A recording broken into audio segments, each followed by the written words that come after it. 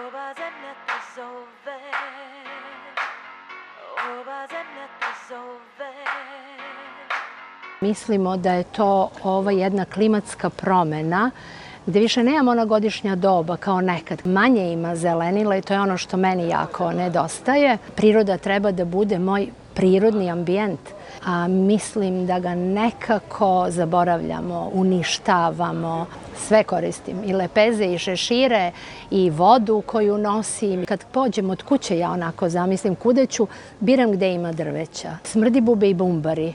Oni, čak i ose, u velikim rojevima nama ulaze u čionice. Manje je ptica. To je ono što ja primećujem, taj manjak drveća, jer ako meni nedostaje drvo, ptici mnogo više nedostaje drvo. Takođe mislim da i ta neka buka, i tu nam nedostaje drveća jer ono bi amortizovalo i tu buku. To je ta priroda koju mi gubimo, zamenjujemo nekim betončinama, pa kad padne kiša, pa idu vode, pa gde možda negde nije dobro rešen taj odliv, gde bi drvo i zemlja pored upilo, ono onako teče ta reka. Nama stalno govore da treba da se pripremimo na klimatske promjene, a smatram da mi uveliko živimo već u klimatskim promjenama. Tako da smo mi kao urbanisti morali ubrzano da se obrazujemo. Centri su vrlo često bukvalno toplotna ostrva zbog nedostatka zelenila. Sombor je čuven po bođošima, Celtisu occidentalisu, zato što je prikupljalo veliku količinu vode, jer je Vojvodina u to vreme imala problem sa visokim podzemnim vodama. I svi ravničarski gradovi se susreću sa problemom da nema gde da otekne ta voda. Vama treba zelene površine, upijajuće površine koja može da primi te udarne pljuskove. Pa smo ubacili u urbanističke planove mogućnost zelenih krovova. Povećali smo procenat zelenih površina na samoj parceli. Nije problem samo seča drveća, nego seča i špalira, žbunja, spireje, jasmina, koje su bili duž svih ulica, jer žbunje je ono koje nas štiti od izduvnih gasova, od buke, od svega.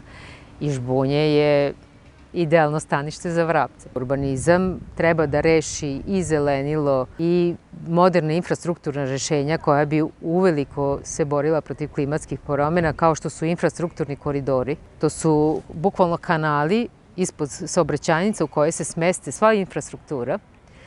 I onda vam ostaje ogromna zelena površina koju možete da ozelenite. Sombor je savršene veličine za biciklistički saobraćaj i uverena sam da se izgradi dobar sistem bezbednih biciklističkih staza i dobro uveže, da bi centar bio rasterećen ogromnog broja automobila i čime bi se stvorile površine gde bi mogli da se ozeleni i smanje to ogromno toplotno ostrvo što centar grada i čini.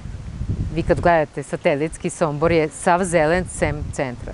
Daj probudi se, ova zemlja te zove, ova zemlja te zove.